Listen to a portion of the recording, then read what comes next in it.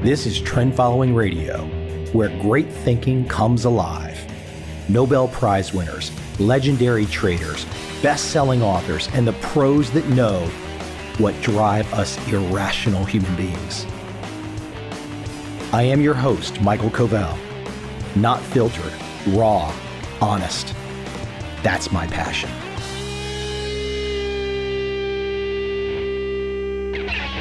When you hear the title of this book, don't you just immediately pause?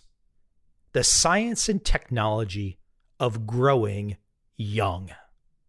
That's one that all of us need to hear. That's one that applies to all of us. I like having these kinds of conversations. What will be the breakthroughs that allow us to extend human lifespan?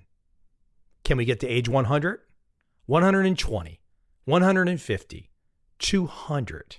Is it doable? What's on the horizon? What can we expect? How long do we have to stick around to wait for these innovations that will keep us going? And if we get to that age 150, what will we be like? I don't want to be decrepit. I don't want to be some sack of you-know-what sitting in a wheelchair. I want to have the same mobility that I have right now. My guest today, Sergey Young, goes there. He dives in deep. We cover lots of territory, challenging questions for me across the board. Without any further delay, let's jump right in and find out when and how our lifespans will extend. Because damn it, I'm ready for some good news. I hope you enjoy this conversation with Sergey Young.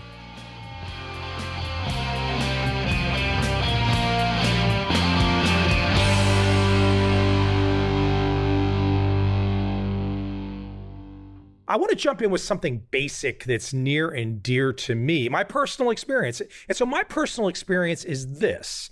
My great-grandmother lived to 101. My grandmother lived to 100. My other grandmother got to 94. My grandfather, who I did not meet, he only got to 50.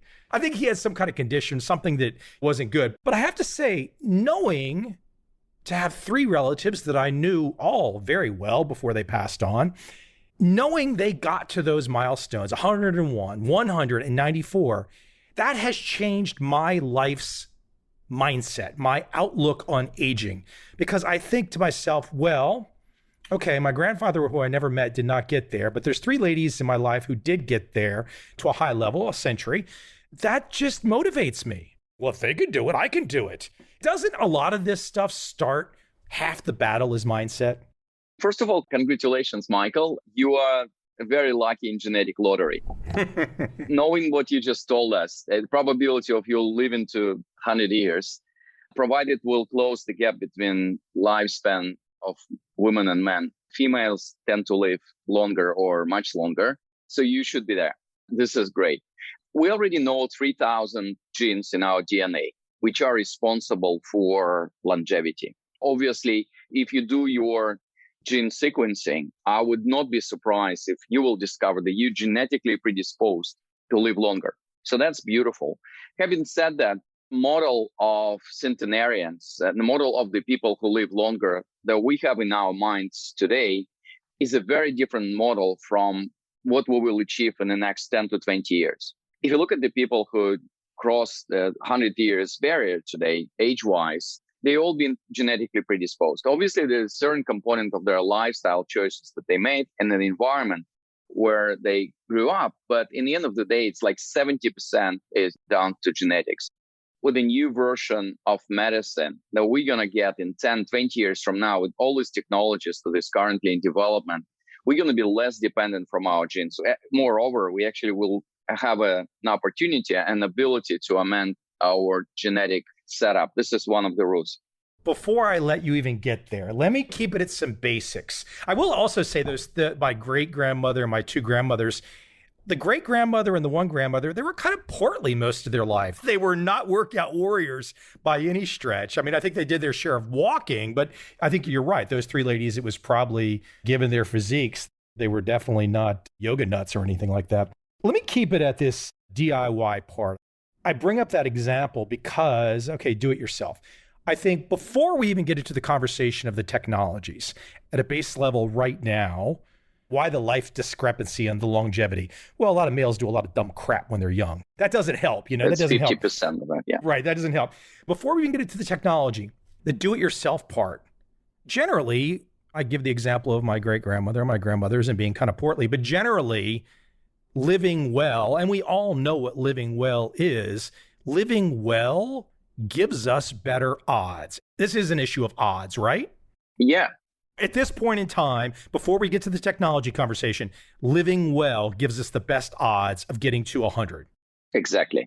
Before we will reach near horizon of longevity in 10, 20 years from now, and all these exciting technologies, like there's so many things that you can do today. This is the stuff, what I call my mom told me. So it's a combination of the recent advancements in technology, mostly in early diagnostic of killer diseases like cancer, heart disease, diabetes. Let's just keep it at the basics, like you said, with your mother, your grandmother. Sure. Well, let's talk about today. Look, let's just cut to the chase. Here's where I'm going. Here's where I'm ultimately leading you to. You're just pushing me to that point where I'm going to get there now. COVID and obesity, okay? Lifespan and obesity. Right now, we are afraid to have this conversation about COVID and obesity. And I'm assuming that when it comes to obesity, obviously it's going to affect lifespan too. Let's open this do-it-yourself part. Before we even get to any technology conversation, I want to talk about what we can do as human beings right now on this planet to give ourselves a chance to get to 100.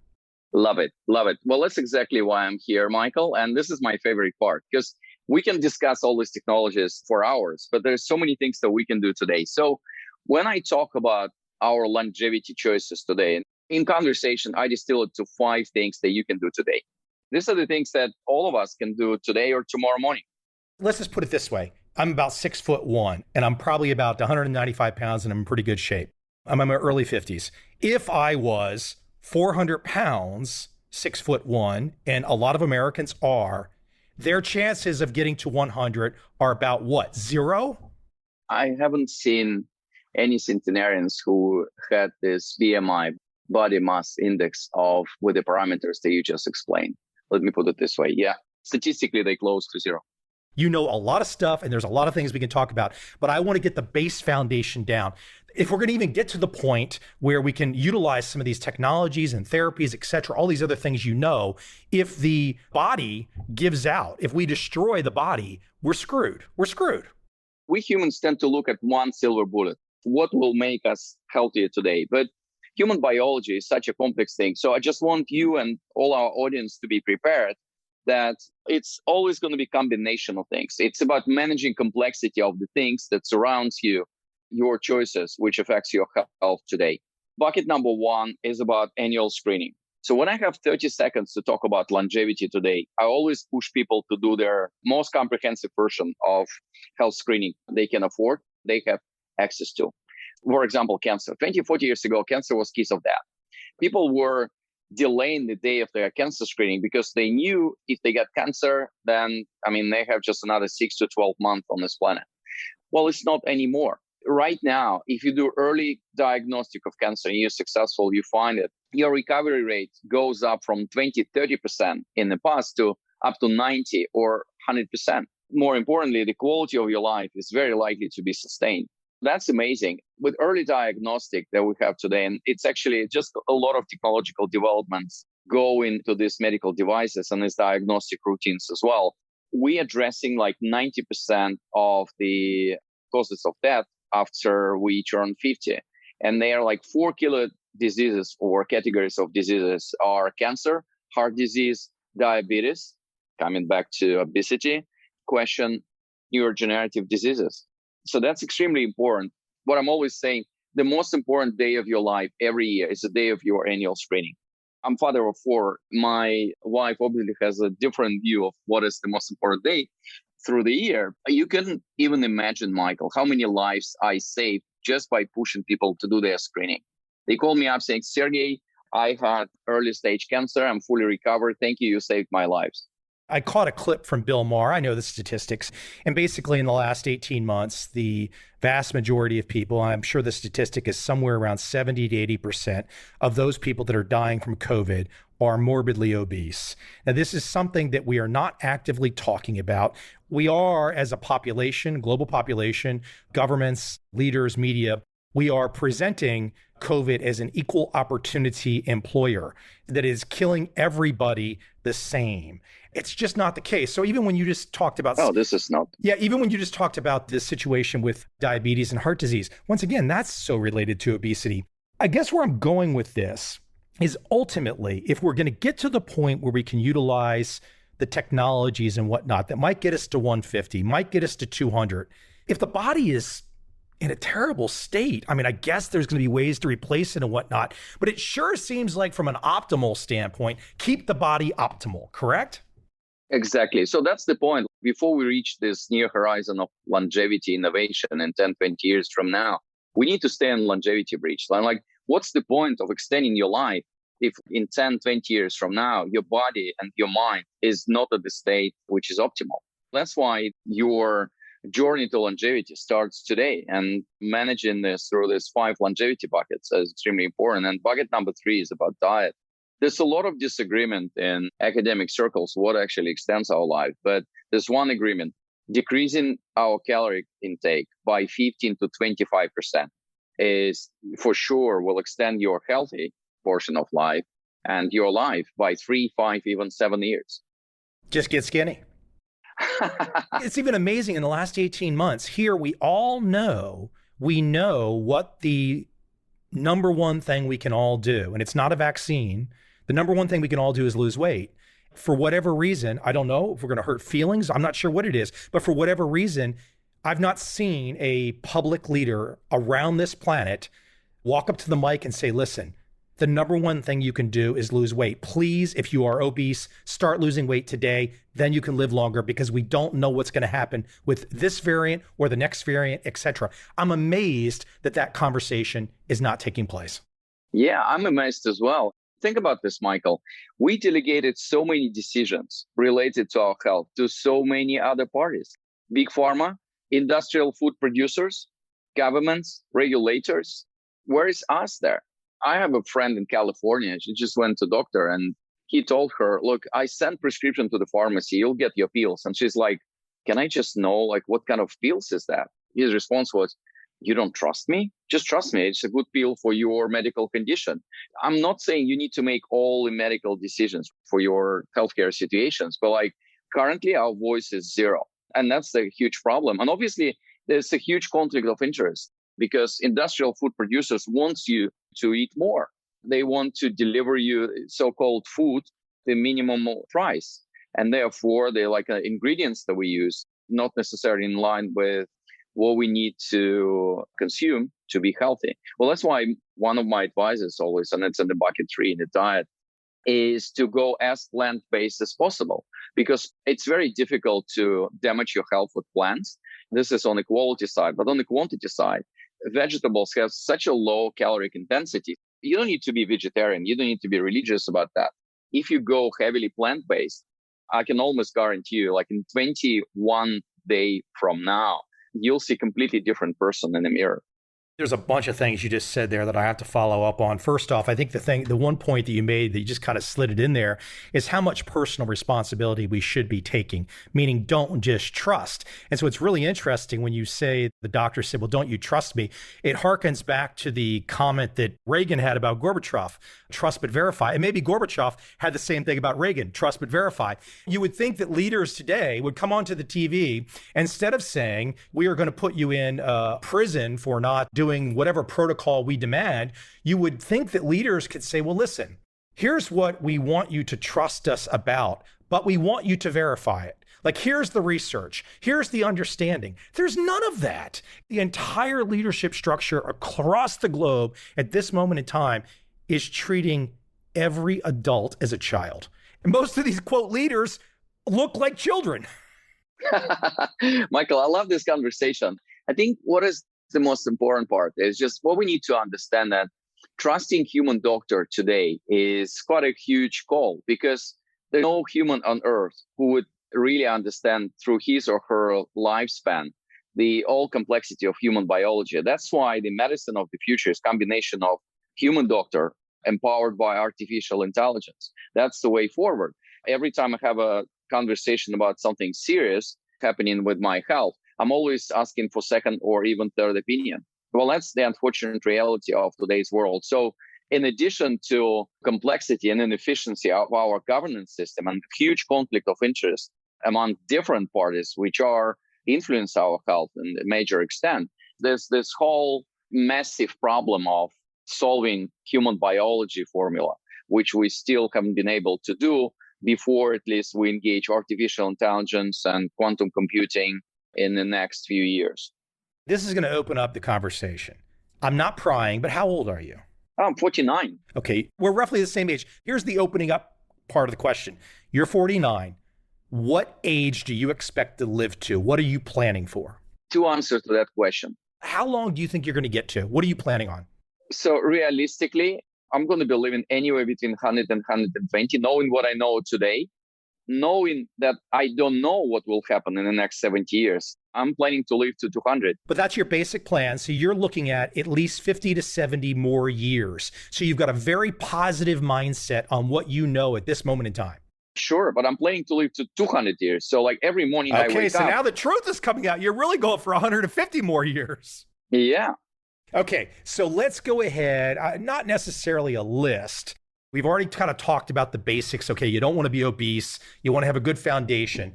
What is going to be the first trigger, whether it's technology or a biological treatment of some sort? What's going to be the first trigger that puts you on the path to get to your goal that you've just stated is 200?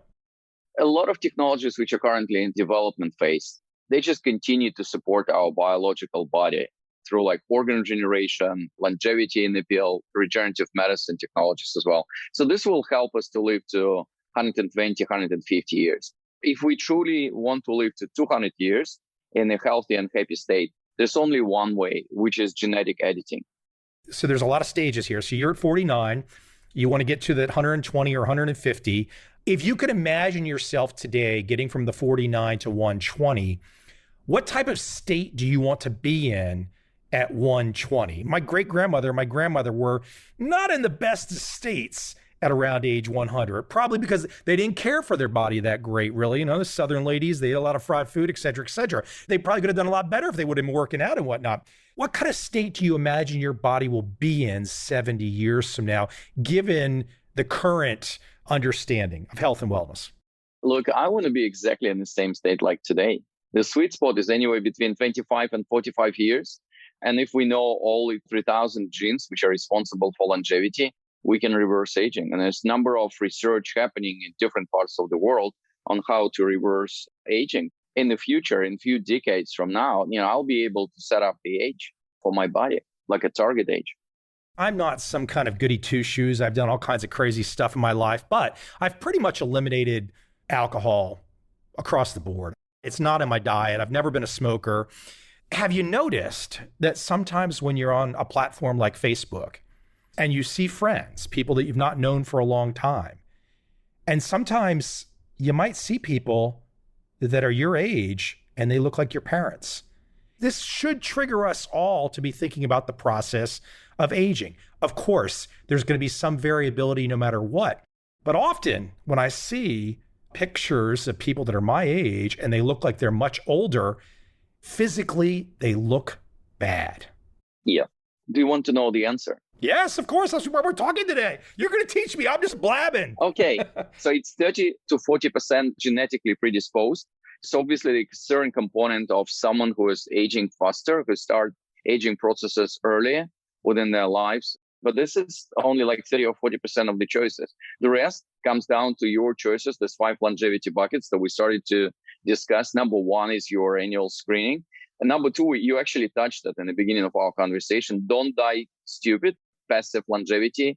Eliminate tobacco smoking, alcohol, stupid driving. Some people just not always use seat belts, or some people drive motorcycles. Riding motorcycle is 17 times more dangerous.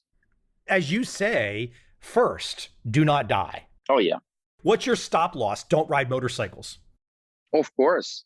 This is what we've been doing for last few centuries. This is the paradigm of medicine, just avoiding early death. That's the option which is available to us today. So second piece is passive longevity, and so many examples of very risky, or some people call it stupid, choices that we make today.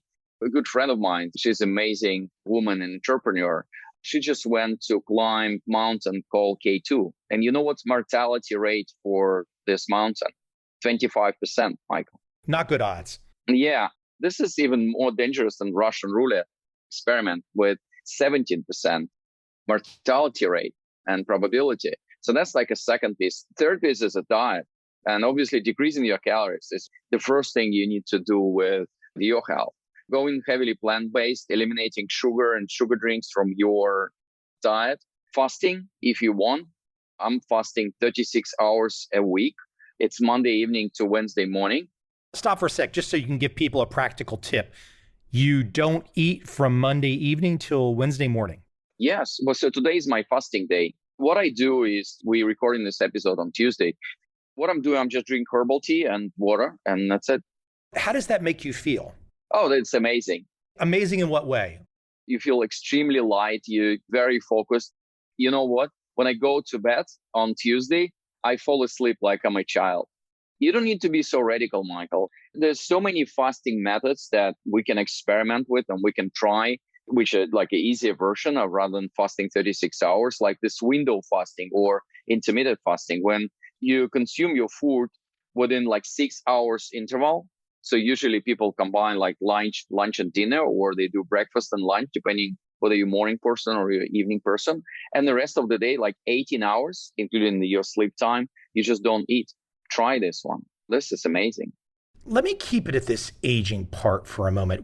You mentioned, and your book goes this way also, things that are in development. With most of us, I think we would know by now if there was the quote magic pill yet. What will be the first quote magic pill? How will it be delivered and what will it do? Will the first magic pill simply slow the aging process, or will the first magic pill extend lifespan? What will be that first, I'm using a silly term, magic pill, but what will be the first magic pill that we experience? Your best estimation, you know a lot of companies, you're behind the scenes. What's the first one that's going to hit globally? We already have some candidates for that. So, I'm happy to talk through that. I want to push you on the point. Not necessarily candidates. I just want to know, what do you think will be the first one and when will it come? I think in 5-7 years from now, we will have longevity pill. And this pill will just decrease the level of glucose in your blood, in your body. This automatically extends your life by 3, 5, even 7 years. That'll be the first one. Yeah. This is my guess. There's a number of generic drugs already in the market. We just need to test them in a context of longevity rather than in a context of treating diabetes. Now, 3, 5, 7 years, that's not statistically, you're at 49, you want to get to 120 at this moment in time, but you really want to get to 200. Well, okay, 3, 5, 7 years, that's not getting us close yet. What will come next? What is in the hopper that will appear next? If we can keep ourselves alive, these opportunities appear, what will be the next jump?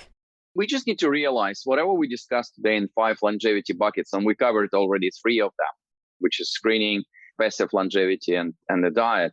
But the combination of those will bring you 20 healthy and happy years. Eliminating tobacco smoking is just minus 10 years from your life. Early diagnostic of cancer and heart disease and diabetes is plus 10, plus 15 years to your life statistically. So all combined, this is life extension from 80 today to 100 years. That's important.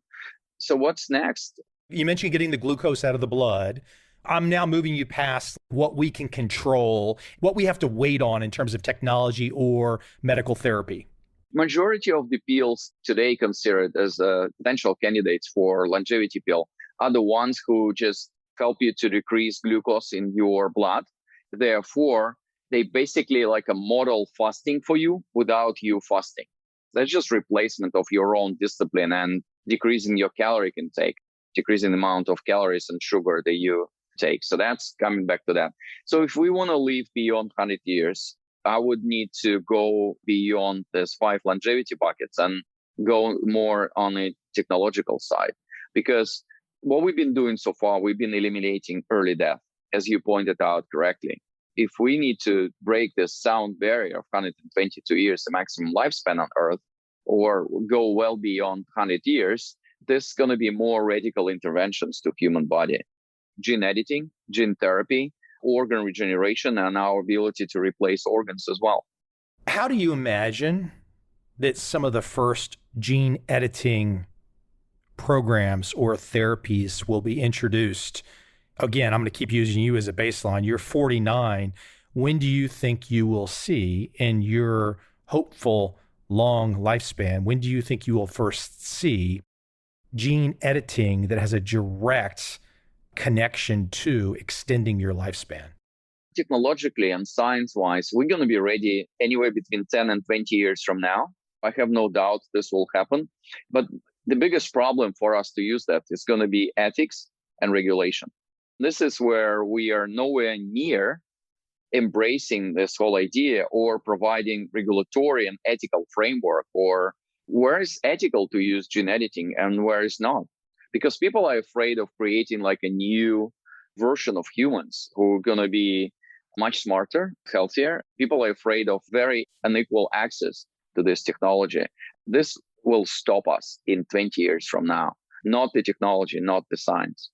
Isn't it almost a guarantee, though, that there will be these issues? I mean, how can you escape these issues? I mean, there's currently individuals on this planet that are worth more than $200 billion. $200 billion allows you to get access to whatever you want ahead of the guy that is perhaps on welfare.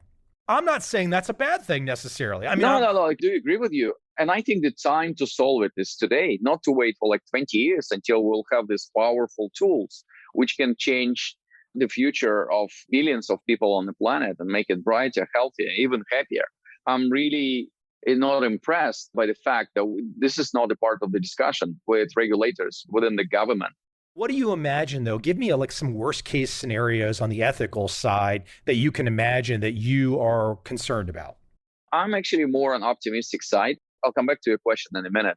I do believe every powerful technology which would have such a dramatic positive effect on humanity, the cost of it will be democratized in the course of 3, 5, 7 years.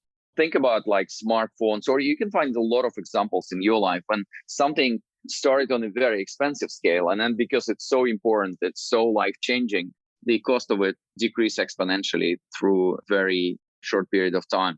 I'm not fearful of that, but I work with a lot of people, and like in every audience, there's always going to be someone who would say, well, Sergey, you guys will develop this gene editing tools, which would create superior version of humans. So in the end of the day, inequality gap.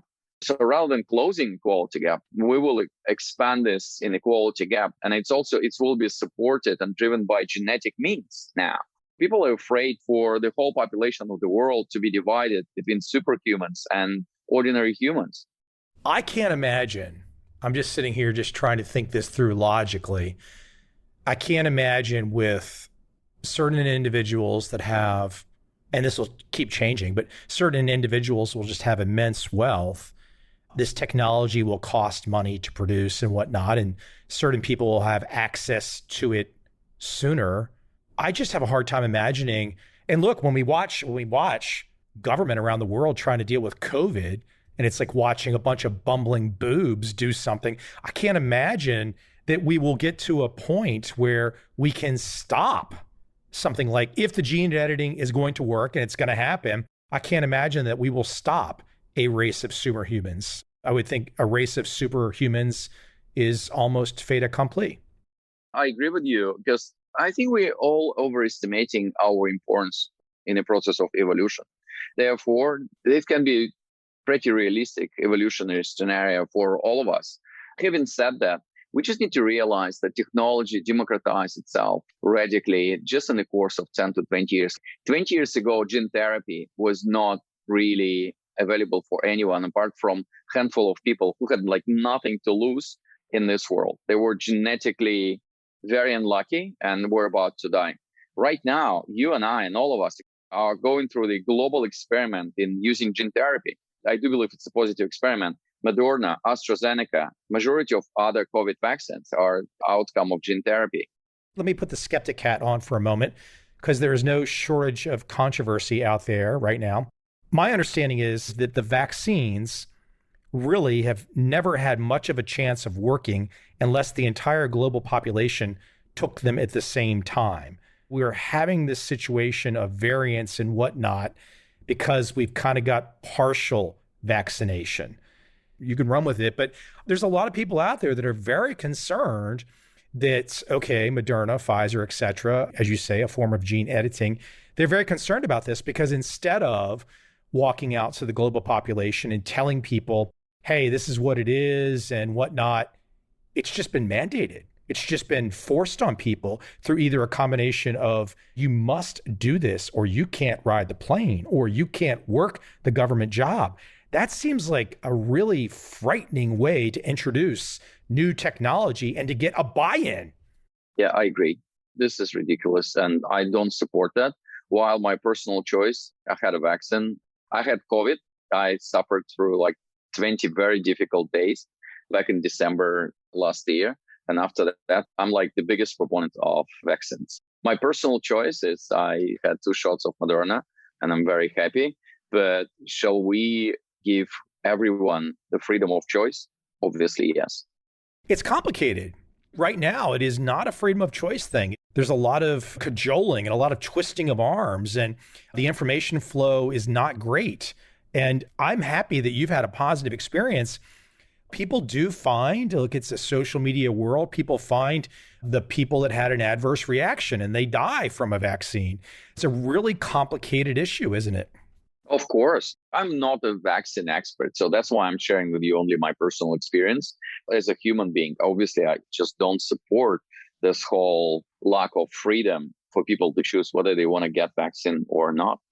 Let's keep it here for a moment because it's a really important issue, because I think if we look at the rollout of COVID vaccines, if you look at the government response, and then here, just a minute or two ago, you and I are talking about the ethics of gene editing. You make the point that some of these vaccines are a early form of gene editing. There's going to be a lot of ups and downs as these therapies and technologies are introduced. I mean, will we get to a point where there's wars being fought over these kinds of things? I don't think we've been prepared to have this kind of situation, like respond to COVID shock in terms of regulation, our understanding of gene therapy space or vaccine space. And this is the problem of almost majority of governments in the world, because government is always busy with something which is both urgent and important. Public health of the nation was always important, but never urgent, with the exception of COVID. No one being proactive about developing regulation, understanding the vaccine and gene therapy space. That's why our response to COVID was okay on the scientific and technological side, but was not okay on the regulatory side and the overall governance. And it doesn't seem to be letting up. It's so interesting to have this conversation with you now about all this future issues coming down the road. Because I look at it, I say, well, back to my original point, which is like, instead of telling the global population, hey, drop weight, Instead of doing that, we said, you don't have to do anything. Just wait for the magic vaccine. It's even worse than that, Michael. I was seeing a disastrous news that they just developed a drug candidate. This drug is designed for you to fight obesity. So you can continue to eat extremely unhealthy food and overload you with calories, consuming twice as much as your body needs. And then you take a drug. Isn't it the beautiful system of generating revenue from all of us for all corporate parties involved? This is just awful. So they sell you this food, which is unhealthy, at the amounts which you don't really need to operate and be healthy. And then they sell you the drug for you to fight the consequences of your own action driven by their economic interest. This is ridiculous. It's the think for yourself part of this. And if we get to a situation where there is no more obesity but the food and calorie consumption stays at the same level, meaning there will be skinny, obese people. They will just eat whatever they want, but they are taking all this medication. And then here you and I are talking about trying to get to longevity. I think we really have to think for ourselves, because if we do get to a situation where you can be kept alive by doing some kind of eat as much as you want, but stay skinny with big pharma, that doesn't seem, from a statistical standpoint, your longevity odds are really going up. It seems like, yeah, you might fool your body for a little while or whatnot, but it doesn't seem like a good foundation for trying to get to your aspirational 200 years. Of course. Now, I don't want to live 200 years in this world. That's for sure. It's going to be like disaster scenario for all of us. What world are you going to? I'm in a world where we can take responsibility for our own health and the health of our planet, by the way, when it's time to do that. Right after COVID, COVID is a time for kind of rethinking, reflection, and renewal for all of us. Right now, we delegated all our health-related decisions to other parties, and we need to be part of this conversation. That's why all of us would need to take back this responsibility and drive our own health agenda. It's a bit of discipline, a bit of knowledge, and a bit of desire to live longer and realize your dreams. The one-size-fits-all part is the frustrating part, that we just don't have, whether we're talking COVID response or whether we're talking longevity. I mean, of course, the one-size-fits-all in terms of caloric restriction, dropping weight, that one-size-fits-all works for everyone. But when it comes to some other therapies, perhaps in the future and whatnot, one size fits all is going to really be incumbent upon us to take our own lives into our hands. And we can't just, again, back to the trust but verify, we cannot just trust unilaterally. We're going to have to think. I agree. Exactly. And with the development of technology and medicine is becoming much more data-driven, this is the way forward. Wearables that we are using today is the first step to much more not only preventive, but personalized and precise version of medicine for you.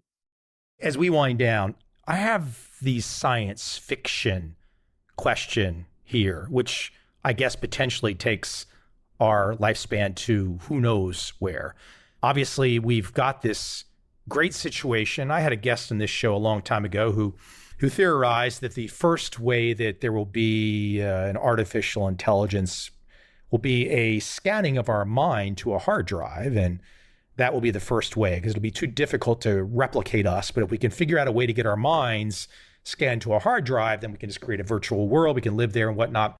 Give me your science fiction perspective. What will be the AI technology part that helps us to get to these very long lifespans? A few things, and it's called Far Horizon of Longevity Innovation in the book. So a few things. One is human avatars is an option. I still don't know whether it's going to be robotic avatars or virtual avatars. So that's one of the potential development of the future. Like the movie. Exactly. I did discuss it for the book with Peter Jackson, one of the creators of the Avatar movie and Hobbits and Lord of the Rings. So that's one. Two, our brain's going to be integrated with artificial intelligence and with computer. I have no doubts that this is going to happen. It is actually happening today. Like, we all integrated with our smartphones. I've outsourced so many functions, including just remembering all the contact details of all the people I know to my smartphone. The only problem, I'm using very inefficient interface to communicate with my smartphone, which is my eyes, my ears, and my fingers to type the text. In the future, we're going to be much more integrated. And if you're afraid of what is happening, think about people who are suffering from dementia or neurodegenerative diseases. If we can, by integrating them with computer power, if we can improve the quality of their last 5 to 10 years of their life, well, this is amazing development. And if you're in doubts, watch the recent movie called The Father with Anthony Hopkins, which is done through the eyes of the very old man suffering from neurodegenerative disease. It's just an amazing, heartbreaking movie. We will have Internet of Bodies, similar to the concept of Internet of Things that we have today. We're all going to be full of sensors, and all of this is going to be interconnected with decentralized AI-run health management system.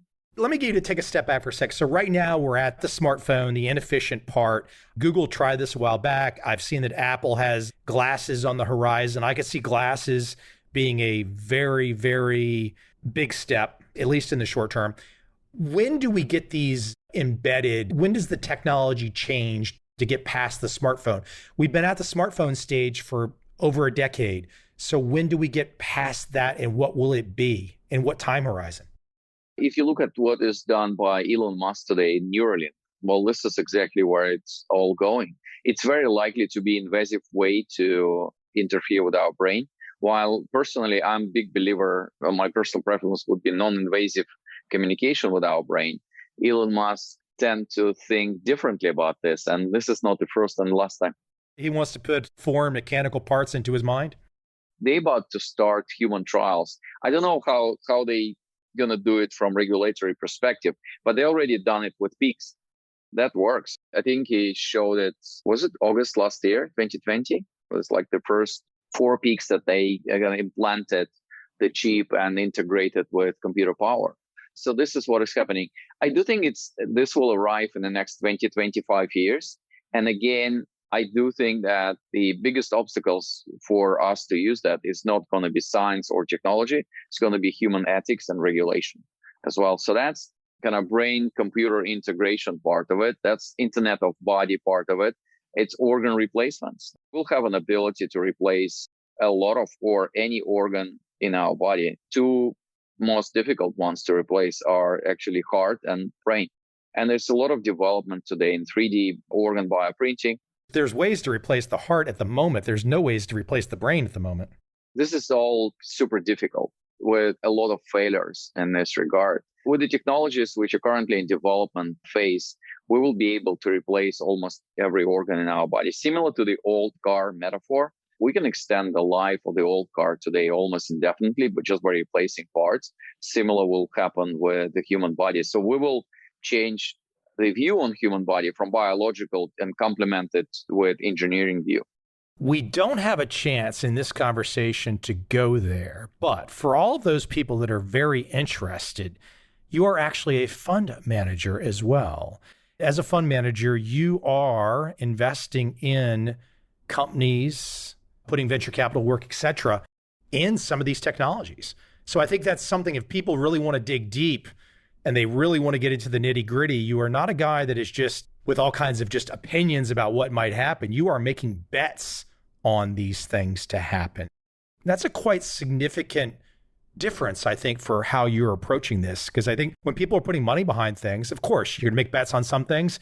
Some things aren't going to work out, but you're going to make bets on some things, and some of those things might turn out to be Google. Yeah, so we're looking at 200 longevity technology companies a year. That's a very massive information flow, and it's just an enormous access and opportunity to build understanding of what is happening in this technology space. Well, that's one of the reasons why I wrote the book. I thought it's such an amazing thing, what we've seen in the labs, what we discuss with entrepreneurs, and I wanted to share it with the public.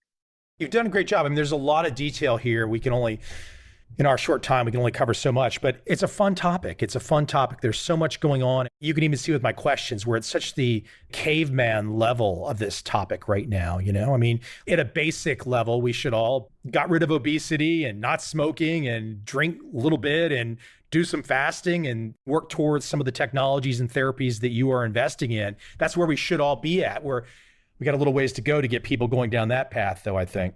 Exactly. Well, I just want to come back to the beginning of our conversation. However beautiful, all these technologies and scientific discoveries awaits us in the future, the time to change your approach to health is today. It's time to take responsibility. We're all going to be living longer or radically longer than we expect. So there's a lot of implications for our health strategy, our financial strategy, even family planning strategy. It's a fascinating topic. We could talk forever. The book, The Science and Technology of Growing Young. Now, that is a motivational title, right? That is one of those ones where it's like, I don't want to grow old. The word old is no good. Young is good, not weird young. I mean, look, I do yoga all the time. I do yoga like 6 times a week. I'm convinced at my age, yoga is a natural additive to changing the direction of aging. It's just amazing. Some of the things that we can do. You mentioned the fasting. Again, The Science and Technology of Growing Young. Sergey, where would you like to send people? They can buy the book, all that kind of fun stuff. where would you like to direct them to so they can come check you out and get a lot more detail than we discussed today? The easiest way to stay connected is just to go to sergeyyoung.com. There's plenty of longevity technology related stuff there. You can sign up for our newsletters. You can order the book and get a bunch of different things which are for free today, like access to Longevity Video Academy if you want to learn more about longevity technologies. That's probably the easiest way. And it's Sergey Young 200, thinking about 200 years, on Instagram and Facebook. I love that, man. I mean, I love it. It's just something positive. In a world of seemingly crazy headlines and whatnot, somebody says, oh, my goal, I want to live to age 200. That causes people to kind of stop and go, you know what? That sounds good. How do you do that? It makes you smile. It makes you smile. It's like, hey, that sounds fun. Exactly. Right? Exactly. That was the purpose of this 200. 200 is just putting everyone at the shock and have an opportunity to have this conversation. Living to 200 today is completely a responsible dream and promise, but we are on a way to achieve that. We all have our choices today, not in a few years from now. Sergey, I appreciate you coming on and giving me some education and dealing with my rapid fire questions that are coming from every angle. And you're probably thinking, oh my gosh, what's he going to say next? But it's okay. You handled them all quite proficiently, quite proficiently. Thank you, Michael. It was a great pleasure. Thank you very much. And stay healthy and happy.